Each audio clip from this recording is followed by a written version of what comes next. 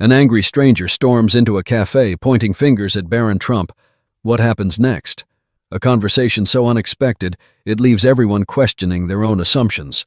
It was a breezy afternoon in the heart of Philadelphia, and the aroma of freshly brewed coffee wafted out of the corner cafe. Inside, a mix of chatter and clinking cups created a warm, inviting atmosphere.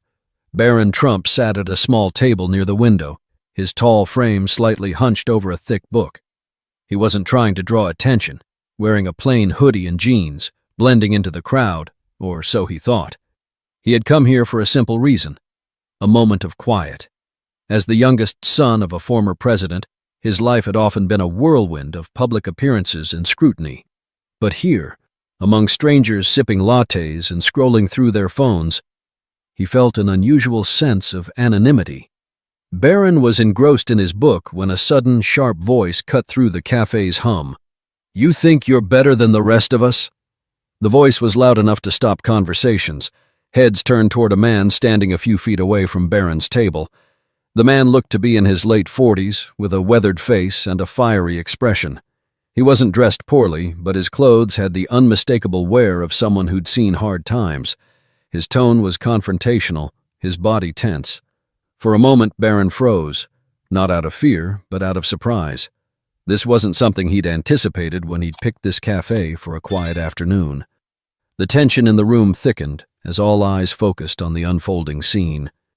"You've got everything handed to you on a silver platter," the man continued, his voice trembling with anger. "Do you even know what it's like to struggle?" The other patrons exchanged uneasy glances, unsure whether to intervene or stay silent. The barista behind the counter hesitated, her hand hovering near the phone. Barron's calm demeanor contrasted sharply with the man's intensity. He closed his book slowly, placing it on the table, and looked up at the man. "Sir," he said, his voice steady but quiet, "I'm not sure what's upset you, but maybe we could talk about it." The man scoffed loudly. "Talk? You want to talk? What could you possibly have to say that someone like me would want to hear?" The cafe fell eerily silent. People waited, holding their breaths, for what would happen next. But instead of matching the man's aggression, Barron did something no one expected. And it changed everything. Barron leaned back in his chair, his posture relaxed but attentive. The man's anger seemed to pulse through the room, making even those watching from afar feel uneasy. But Barron didn't flinch. Instead, he gestured to the empty chair across from him. "Please, sit," he said calmly, his tone disarming. The unexpected offer took the man aback for a moment, but the tension in his shoulders didn't ease. He stood there, fists clenched, glaring down at Barron. The man sneered. "Why would I want to sit with someone like you? You're just another spoiled kid who'll never know what it's like to live in the real world." A few patrons shifted uncomfortably in their seats, whispering to one another. The barista made a subtle movement, as if considering whether to intervene. But Barron kept his composure. "Maybe you're right," Barron admitted, his voice measured. "I haven't walked in your shoes. But if you sit down, maybe you can tell me what that's like." For a second, the man seemed to falter. The firmness in Barron's voice wasn't a challenge, it was an invitation. Yet, instead of taking the seat, the man leaned in closer, his voice dropping but retaining its sharp edge. "You think I owe you my story? You think that'll make you feel better about yourself?" he snapped, his words dripping with sarcasm. Barron's gaze didn't waver. "I think everyone has a story that deserves to be heard," he said. His words hung in the air, cutting through the silence. The man hesitated, as if unsure whether to lash out again or accept the unexpected civility. Meanwhile, the other customers continued to watch, their curiosity now mingled with an odd sense of hope. They weren't sure where this was heading, but they couldn't look away. Finally, after what felt like an eternity, the man grabbed the back of the empty chair and dragged it noisily across the floor.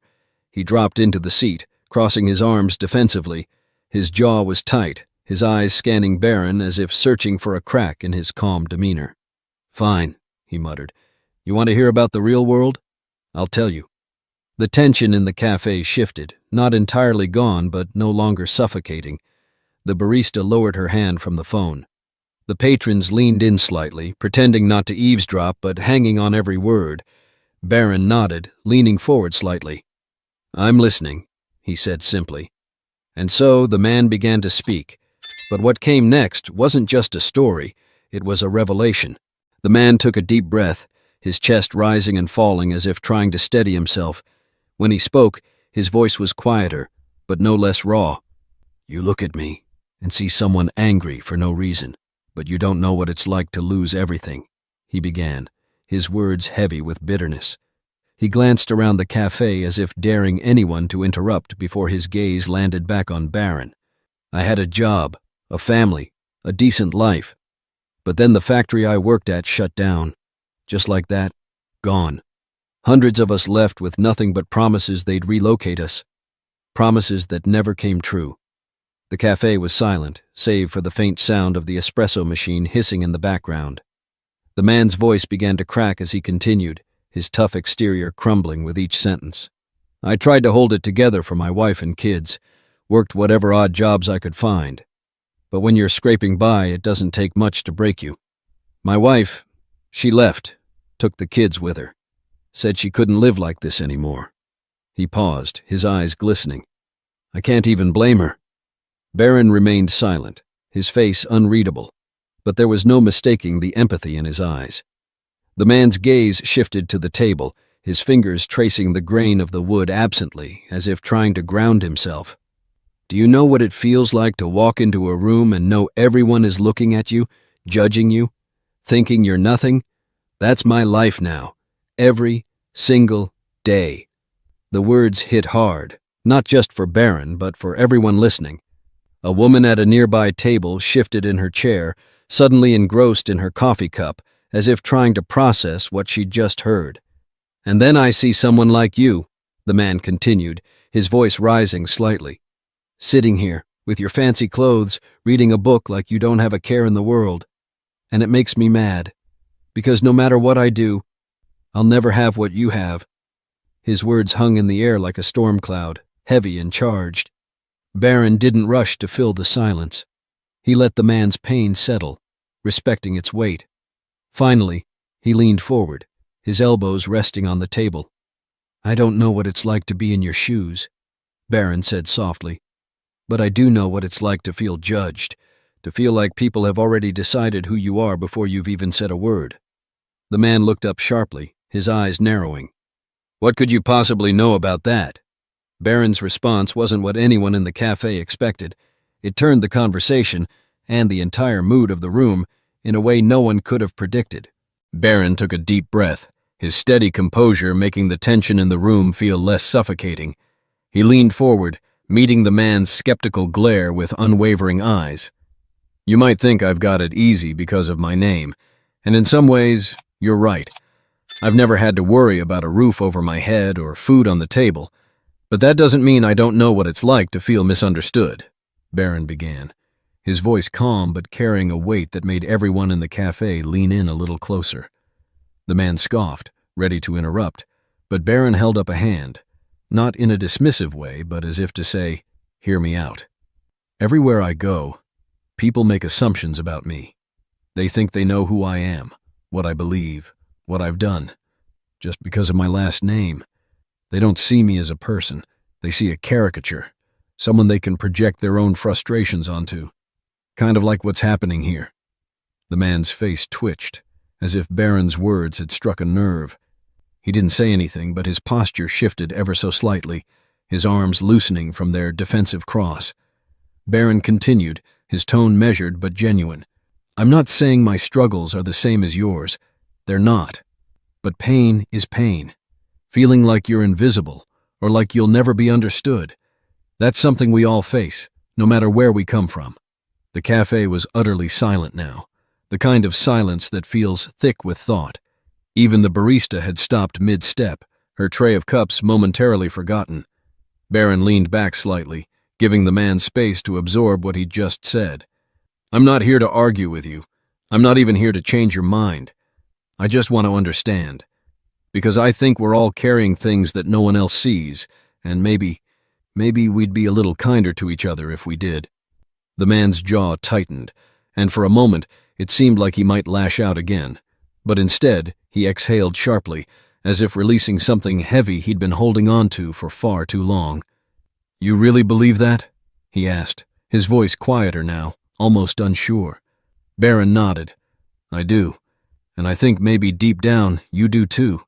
Otherwise, you wouldn't have told me your story. The man blinked, his tough exterior cracking just a little more.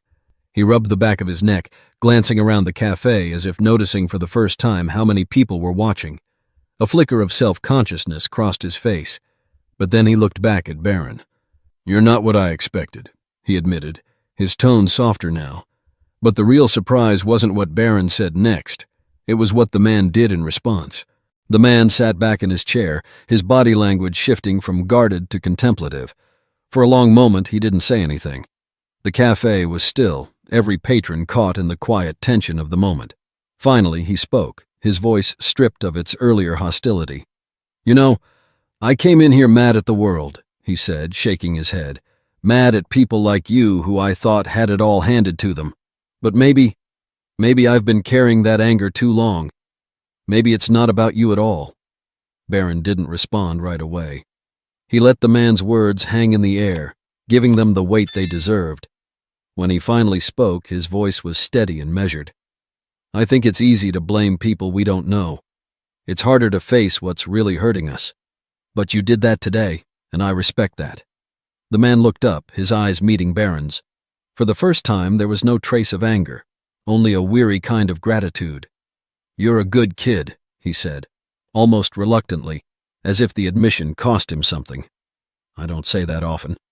The shift in tone was palpable. The tension that had gripped the cafe dissolved, replaced by an unexpected sense of connection. The barista smiled faintly as she resumed her work.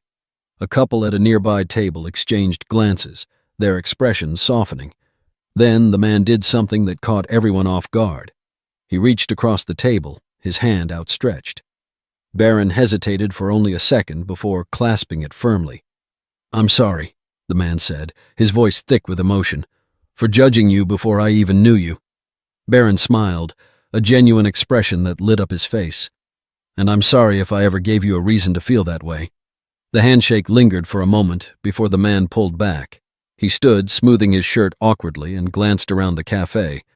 I think I owe everyone here an apology too, he said, his voice carrying across the room.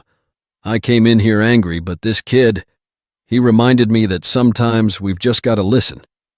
The cafe erupted in quiet applause, not loud or showy, but heartfelt. The man nodded, visibly moved, and made his way to the door. He paused just before leaving and looked back at Barron. Thank you, he said simply, and then he was gone. What happened next wasn't as dramatic, but it left everyone in the cafe with something to think about, and it's a moment they wouldn't soon forget. As the door closed behind the man, the cafe seemed to exhale collectively. Conversations slowly resumed, but they weren't the same. There was a new energy in the room, a shared understanding among strangers who had just witnessed something extraordinary. Barron returned to his seat, picked up his book, and took a sip of his now cold tea. But before he could fully retreat back into his solitude, a woman from a nearby table approached him. She looked to be in her 60s, with kind eyes and a warm smile. Young man, she said softly, I just want to say, what you did back there was remarkable. You didn't have to listen to him, but you did. And I think you reminded all of us that sometimes kindness is all it takes to turn things around. Barron nodded, his expression humble. Thank you, ma'am. I think we all just want to be heard. The woman smiled and returned to her table, leaving Barron to his thoughts. Around him, the cafe buzzed with a different kind of energy now. Patrons were smiling at each other, striking up conversations, and offering small gestures of kindness, holding doors, sharing smiles, and even picking up tabs. By the time Barron left the cafe, the day felt brighter, not just for him, but for everyone who had been part of that moment. The man's anger, Barron's empathy, and the simple act of listening had created a ripple effect of understanding and compassion. As Barron walked down the street, he couldn't help but think about how small actions could have such a big impact. He didn't know the man's full story, and he probably never would. But in that cafe, for those few moments, they had connected, and that connection had changed the tone of an entire room. Maybe that's all it takes sometimes, Barron thought to himself. Just a little bit of empathy to remind us we're not so different after all. This story isn't just about Barron or the man he met that day. It's about all of us. The way we carry our struggles, the way we judge others, and the way we can choose to listen instead of react. If this story moved you, take a moment today to practice a little kindness. And if you'd like more stories like this one, don't forget to like, comment, and subscribe. Let's spread a little more understanding, one story at a time.